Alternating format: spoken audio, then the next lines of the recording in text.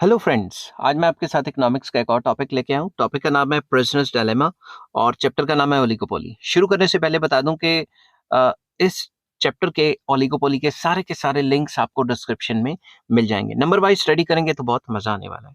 चलिए without wasting any time शुरू करते हैं।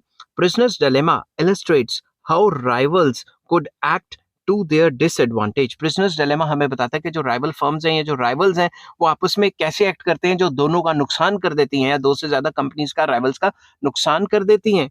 In order to follow as to how this might happen, we suppose that there are two prisoners, A and B. A and B have been accused of collaborating in a crime. इस चीज को explain करने के लिए बताया गया कि मान लो दो प्रिजनर्स हैं, ए और बी, उन्होंने किसी भी क्राइम में कोलैबोरेट किया हुआ है। ठीक है, they have been put in separate jail cells and are thus enable to communicate with each other. उन दोनों को अलग अलग जेल के सेल्स में डाला हुआ है, अलग अलग काल कोठरी कह दो या फिर कह दो अलग अलग टॉर्चर रूम्स में रखा गया है, जहां पे वो आपस में एक दूसरे से कम्युनिकेट नहीं कर सकते। Without confession the public prosecutor does not have sufficient evidence against them। अगर दोनों के दोनों नहीं मानते तो जो पब्लिक प्रोसिक्यूटर है, सरकारी वकील है, उसके पास कोई सबूत ही नहीं है।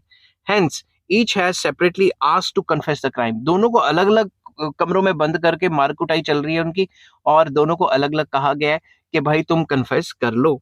During interrogation both prisoners have been told individually as, दोनों प्रिजनर्स को यह कहा जाता है, if both prisoners confess each will have to go to jail for 6 years। तो एग्जाम्पल है ये कि अगर दोनों कन्फेस कर लेते हैं तो दोनों को 6 साल की सजा होगी। If neither confesses, prosecution will still have some evidence and on its basis both of them will get a prison term of 3 years। अगर वो दोनों के दोनों कन्फेस नहीं करते तब भी उनके खिलाफ कुछ ना कुछ सबूत है जिसकी वजह से दोनों को 3-3 साल की सजा हो जाएगी। If one prisoner confesses and the other does not, the man who confesses will get a prison term for 1 year and the prisoner who does not confesses gets a prison term of 12 years। अगर दोनों में से कोई मान जाता है, अपना गुनाह कबूल कर लेता है, तो उसको 1 साल की सजा होगी, और दूसरे के खिलाफ वो सरकारी गवाह बन जाएगा तो दूसरे वाले को, जो नहीं मानता, उसको 12 साल की सजा होगी। इन सारी चीजों को कंक्लूड करने के लिए एक मैट्रिक्स टेबल बनाया गया है, जिसको पे ऑफ टेबल भी कई बार कहा जाता है। यहाँ पे प्रिजनर ए लिखा है, यहाँ पे प्रिजनर बी लिखा है, यहाँ पे मैंने प्रिजनर बी का कन्फेसेस एंड प्रिजनर बी का डज नॉट कन्फेसेस, यहाँ पे प्रिजनर ए का कन्फेसेस एंड प्रिजनर ए का डज नॉट कन्फेसेस। अगर दोनों के दोनों कन्फेस कर जाते हैं तो दोनों को 6-6 साल की सजा मिलेगी। अगर ए कन्फेस कर जाता है और बी कन्फेस नहीं करता तो ए की सजा 1 साल की और बी की सजा 12 साल की। अगर ए कन्फेस कर जाता है और बी कन्फेस नहीं करता, कुछ ज्यादा ही गंद हो गया है ना। ए कन्फेस करता है, यहां से कन्फेस करता है, और बी जो है कन्फेस नहीं करता, तो ए की सजा 12 साल की और बी ने कन्फेस कर दिया, उसकी सजा 1 साल की। अगर दोनों के दोनों कन्फेस नहीं करते तो इसके हिसाब से दोनों को 3-3 साल की सजा मिलेगी। समझ गई बात? ये टेबल इस हिसाब से बनाया गया है। थोड़ा सा इसको एक्सप्लेन करेंगे। As the payoff matrix shows the prisoners face a dilemma. Prisoners के आगे डायलेमा आ गया है, भाई क्या करें, स्यापा हो गया उनकी जिंदगी को। If both prisoners could agree not to confess they each would get to jail for 3 years। अगर दोनों नहीं मानते, दोनों को 3-3 साल की सजा।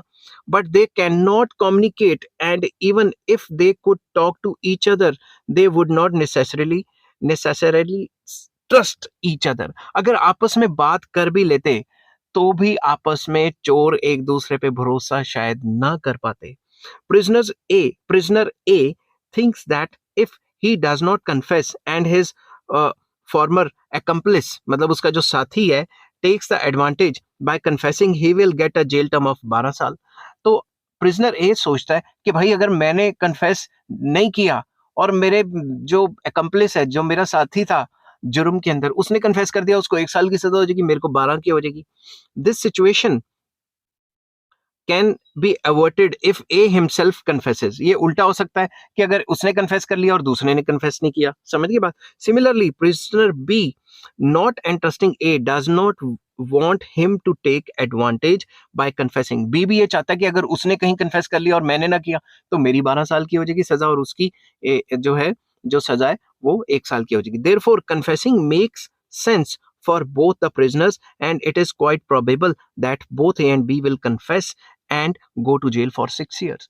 तो वो करेंगे क्या, दोनों के दोनों ही अपना जुर्म कबूल कर लेंगे, क्योंकि आपस में भरोसा ही नहीं है। इसलिए ओलिगोपोली मार्केट में जो फर्म्स होती हैं उनमें राइवल फर्म्स को आपस में भरोसा नहीं होता, तो वो दोनों के दोनों ही मान जाएंगे अपना गुनाह। इस बेस पे oligopolistic firms in a prisoners dilemma, उस पे भी मैंने एक एग्जांपल दिया, आप ये भी साथ के साथ लिख सकते हो। Firms in an oligopolistic market usually find themselves in a prisoners dilemma. जितनी भी कंपनी है वो सोचती है कहीं वो पहले ना लॉन्च कर दे, या कहीं वो पहले ना लॉन्च कर दे। जैसे यहाँ तक गाड़ियों की कंपनियां सोचती हैं, अब मैं थार और वो जो मारुति की जिम्नी लॉन्च होने वाली है इंडिया में उसकी बात करता हूँ। जैसे जिम्नी लॉन्च होने वाली थी, 3-4 दिन पहले थार जो मिलती है 12-15-18 लाख की जाती है, उन्होंने कह दिया 9.99 लाख, बट वो रियल व्हील ड्राइव होगी। ठीक है, तो थोड़े फंक्शन कम कर दिए, 4 व्हील ड्राइव को कम करके उन्होंने अपना लॉन्च कर दी। समझ के बात कि पहला कोई और ना पंगा ले ले, हम ही पंगा ले लें। They have to decide their strategy to maximize their profit, but they do not know as to what would be the most appropriate course of action to realize this objective. उनका मेन मकसद तो यही होता है कि वो अपने profit को मैक्सिमाइज करें, मगर इस मकसद को पूरा करने के लिए एक प्रॉपर कोर्स ऑफ एक्शन नहीं होता। अगर हर एक कंपनी के पास प्रॉपर कोर्स ऑफ एक्शन हो तो सारी की सारी प्रॉफिट ना कमानी शुरू कर दे। समझ की बात। The oligopolistic firms have various options.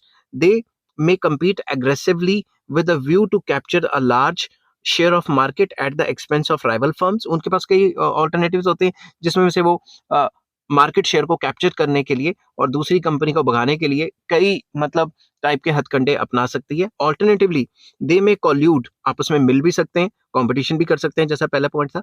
If that is not possible, then they may informally cooperate and compete for passively, and may decide to coexist and settle more for the market share they have currently holding. और ऐसा भी हो सकता है कि वो informally, छुपा छुपी में आपस में मिल जाएं पर्दे के पीछे और कस्टमर को एक्सप्लॉइट करें और आपस में कोटा डिसाइड कर दें। आपने ये कभी सोचा है कि जब भी एक कंपनी प्राइस बढ़ाती है मोबाइल के रिचार्ज का या डाटा पैक का कम करती है, कुछ करती है, बाकी सारी कंपनियां उसको फॉलो करती हैं, तो ये अंदरों अंदर मिली होती हैं मगर ओपनली एग्रीमेंट नहीं कर सकती, क्योंकि एंटी कॉम्पिटिटिव लॉज हैं हर एक कंट्री में, उसमें मतलब कंपटीशन को खत्म तो नहीं किया जा सकता ना। If the firms cooperate, they set high prices and limit output. वो क्या करती हैं, आउटपुट को कम कर देती हैं और प्राइस सेट कर देती हैं। Therefore they make higher profits then what is possible if they compete aggressively। अगर वो एग्रेसिवली compete करेंगी तो उनका प्रॉफिट पता नहीं हो ना हो, मगर उससे ज्यादा प्रॉफिट वो कमा लेती हैं जब आपस में हाथ मिला लेती हैं इनफॉर्मली। अब इसका पे ऑफ मैट्रिक्स में यहाँ मैंने फर्म ए दिया हुआ है, यहाँ फर्म बी, यहाँ पे लिखा है competes does not compete, यहाँ पे भी ए competes does not compete। ठीक है, एग्जाम्पल है, अगर दोनों की दोनों कंपीट करती हैं फर्म्स तो इसके सामने चलें तो दोनों को क्या होगा, 200 रुपए कमाएंगी, ये 200 करोड़ या कुछ, कोई भी एग्जाम्पल ले सकते हो, ये तो एग्जाम्पल है। ठीक है, अगर ए कंपीट करना चाहती है, ठीक है, और ये जो बी है ये कंपीट नहीं करती, ठीक है, does not compete, B compete नहीं करती, ए कंपीट करती है, तो ए कमाती है 500 और बी कमाती है 50 रुपए, ये तो बहुत कम है। दूसरी तरफ अगर ए जो है, ये वाला लेते हैं मैट्रिक्स, यहाँ पे क्या दिखा रहा है, ए कंपीट नहीं करता और बी कंपीट करता है, तो बी कमा रहा है 500 रुपए क्योंकि वो कंपटीशन में ज्यादा कमा रहा है, और दूसरा जो ए है वो कमा रहा है 50 रुपए। अगर दोनों के दोनों कंपीट नहीं करते तो दोनों के दोनों कितना कमा रहे हैं, 350, 350। तो ये सिचुएशन बेटर है कि दोनों के दोनों कंपीट ना करें, मगर आपको पता है एक दूसरे पे भरोसा तो है नहीं। समझ की बात। The payoff matrix for the pricing game shows that if the two firms compete, they will naturally set low prices, as a result of which their profit will also fall। अगर दोनों के दोनों compete करते हैं तो prices जो हैं वो दोनों के दोनों के fall कर जाएंगे, जिस वजह से उनके profits गिर जाएंगे। The upper left corner of the payoff matrix indicate कि भाई दोनों की दोनों कंपनियां 200 रुपए ही कमा पा रही हैं, ये वाला upper left। ठीक है, उसके बाद as against this, if two firms decide to collude, आपस में मिल जाते हैं, which means that they do not compete, they can earn monopoly profits, वो अपना monopoly profits कमा सकते हैं। The lower right corner of the payoff matrix shows कि वो 350 रुपए कमा रही हैं अगर वो compete नहीं करती आपस में। समझ की बात। उसके बाद if it abandons the strategy of competition with the rival firms, मतलब अगर राइवल फर्म से आपस में compete नहीं करती तो 350 कमा रही हैं, but usually the oligopolistic firms do not behave cooperatively, though it may enable them to earn higher profits. ऐसा थोड़ी ना करेंगे कि अपने कॉम्पिटिटर को ही मतलब पैसे कमाने का मौका दे देंगे और कल को वो कभी भी ये जो इनफॉर्मल कार्टेल सा बना हुआ है ये एग्रीमेंट तोड़ के उसी के सर पे सवार हो जाएगा। ठीक है, इन ओलिगोपोलिस्टिक मार्केट्स, इस टाइप की मार्केट में क्या होता है, a firm generally decides its strategy on the basis of the assumption that if it lowers its price, the rival for various reasons will not react to it. तो अगर इस assumption पे ये काम करते हैं कि अगर मैंने प्राइस कम किया तो मेरा राइवल कुछ नहीं कर पाएगा, and if this is true, it can earn more than what it may earn if it behaves cooperatively. अगर वो कॉपरेट करती है उससे ज्यादा कमाई कर सकती है अगर वो अपना प्राइस कम करे, क्योंकि आपस में भरोसा तो है नहीं।